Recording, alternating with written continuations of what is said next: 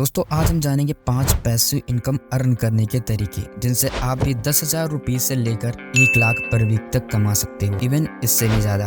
इन 5 ideas में से मैं खुद 4 आइडियाज से अच्छी खासी इनकम कर रहा हूँ। इस वीडियो में हम ये भी जानेंगे कि इन अलग अलग तरीकों को स्टार्ट करने से लेकर के एक अच्छी अर्निंग आने तक कितना टाइम और एफर्ट्स लग सकता है। तो चलिए वीडियो को स्टार्ट करते हैं। What is passive income? Passive income rental properties या किसी भी एंटरप्राइज से मिलने वाली वह इनकम होती है जिसमें आप पूरी तरह से इन्वॉल्व तो नहीं होते हैं, लेकिन यह वह पैसा होता है जिसको कमाने के लिए आपको बहुत ज़्यादा मेहनत या एक्टिव होकर काम करने की ज़रूरत नहीं होती है। ऐसा करने के लिए आपको स्टार्टिंग में कुछ अपना टाइम या पैसा इन्वेस्ट करना पड़ सकता है और फिर वह आपको फ्यूचर में एक्स्ट्रा इनकम करने में मदद करेगा। बस इसके लिए आपको कभी कभी थोड़ा सा समय या एफर्ट करते रहना होगा। तो बढ़ते हैं नंबर 1 की तरफ। रेंटल प्रॉपर्टीज रियल एस्टेट में इन्वेस्ट पैसिव इनकम कमाने के बेस्ट जाने माने तरीकों में से एक है।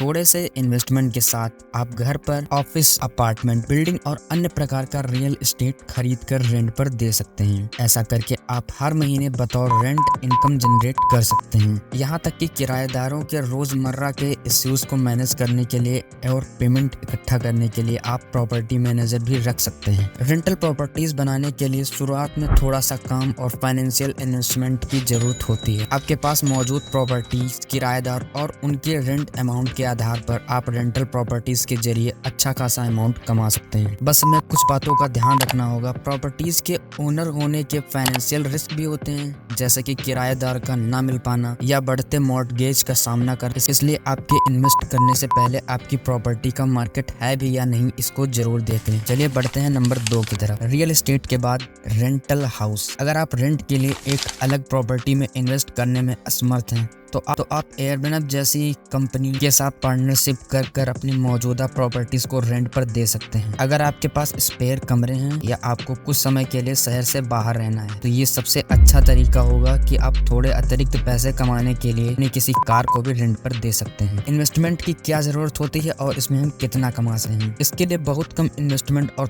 थोड़ा सा काम करके भी आप जरूरत पूरी कर सकते हैं। आपकी कमाई आपकी प्रॉपर्टी की साइज और उसके साथ पार्टनरशिप करने वाली रेंटल कंपनी द्वारा तय की जाएगी। हालांकि इसमें हमको ध्यान रखने की ये बात है कि यहाँ पर फाइनेंशियल रिस्क बहुत कम होता है, फिर भी अजनबियों को रहने के लिए अपना घर देते समय आपको हमेशा सावधान रहना चाहिए। बढ़ते हैं नंबर 3 की तरफ। स्टॉक्स। जब आप स्टॉक्स में इन्वेस्ट करते हैं, खास तौर पर जब आप किसी कंपनी के शेयर्स खरीदते हैं और जब उन शेयर्स का मूल्य बढ़ता है तो आपको कंपनी से रेगुलर इंटरवल पर पेमेंट भी मिलता है। यहाँ डिविडेंड स्टॉक्स के प्रत्येक शेयर पर पेमेंट किया जाता है। तो जितने ज्यादा शेयर्स आपके पास होंगे उतनी अच्छी कमाई होगी। बहुत से लोग शेयर बाजार से इन्वेस्ट करने से कतराते हैं क्योंकि इनकी कोई गारंटी नहीं होती है, लेकिन अगर आप अपने पोर्टफोलियो में बदलाव लाते रहते हैं तो रिस्क को मैनेज कर लेते हैं। या समय के साथ धीरे धीरे पैसिव आय कमाने का एक शानदार तरीका हो जाता है। इन्वेस्टमेंट की क्या जरूरत है और इसमें हमको कितना समय लग सकता है? शेयर मार्केट में इन्वेस्टमेंट करने के लिए आपको खरीदने के लिए सही स्टॉक्स की तलाश में शुरुआत में कुछ काम करना पड़ सकता है। साथ ही इसके लिए आपको हाथों हाथ मॉनेटरी इन्वेस्ट भी करना होगा। फायदे वाले शेयर ही आपको हाई डिविडेंड कमा कर देंगे और यह लगातार पैसा बनाने का एक शानदार तरीका हो सकता है। शेयर मार्केट में इन्वेस्ट करने से हमेशा थोड़ा रिस्क होता है क्योंकि जब कंपनियां अच्छा नहीं कर रही होती हैं या उनके शेयर्स में कोई बदलाव